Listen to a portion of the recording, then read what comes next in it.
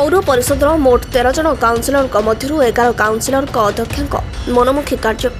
Councillor मानक बिना परामर्श रे कार्य करने पुणी कौन वार्ड मान कार्य नहेबा अणदेखा करने हेतु 11 जन काउनसिलर अध्यक्ष विरुद्ध में अनास्था प्रस्ताव आने को जिलापाल अभियोग करथिबा बेले जिलापाल काउनसिलर मानक प्रतिश्रुति देते जे 16/7/2024 दिन अनास्था प्रस्ताव भोट करने को कहते किंतु समस्त काउनसिलर उपस्थित थी भोटर व्यवस्था होते प्रेजेंटिंग ऑफिसर एडीएम देह असुस्थता जो उपस्थित हो पारे ए कार्यक्रम न होबारु काउनसिलर माने जिलापाल आलोचना कर आगामी अनास्था प्रस्ताव 23/7/2024 धार्य कर जदि धार्य तारीख दिन अनास्था प्रस्ताव भोटिंग न हुए तेबे म्युनिसिपालिटी ऑफिस को ताला पकाइबा को धमक देछन्ते। एक काउनसिलर आमे प्रथम 15 तारीख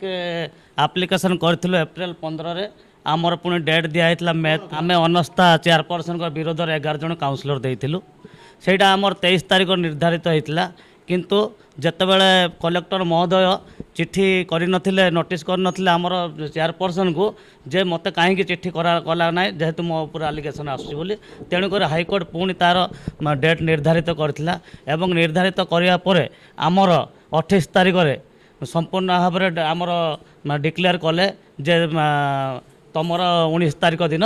डेट फिक्स हम बोली आमको पुणी चिट्ठी करते आम 10 तारीख 19 तारीख दिन चेयरपर्सन को विरोध में अनास्था आने आमर समस्त काउनसिलर को एवं चेयरपर्सन महोदय को आमको चिट्ठी करते जे 19/7 डिसाइड भोटिंग एंड मीटिंग हम बोली आम जितेबाला आज आमको समय दिखाई 10टा बेले मीटिंग हम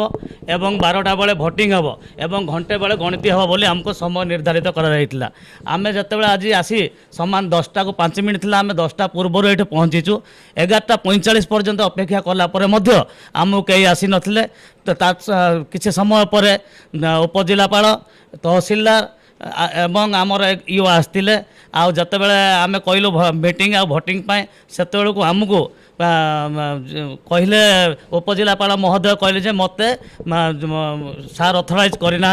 सार अथराइज करते एडीएम को सी जेहेतु अनुपस्थित बा छुट्टी अच्छा एणु मते कहते से बुझासुझा कर आ 3 दिन कि 4 दिन घुंचाइबा बोली आमको से कहते आम से कथा राजी ही नथिलु एवं उपजिलापाल महोदय को आम अटकई रखी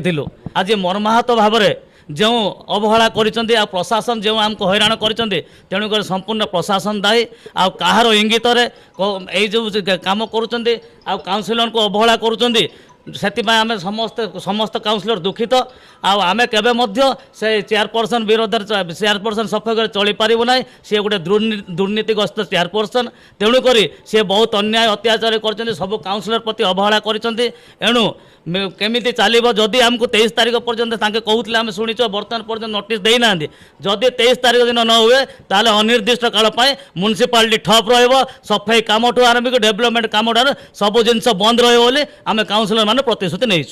फुलबाणी प्रशांत कुमार पंडा सागर चंद्र प्रधान रिपोर्ट रिपब्लिक ओडिशा।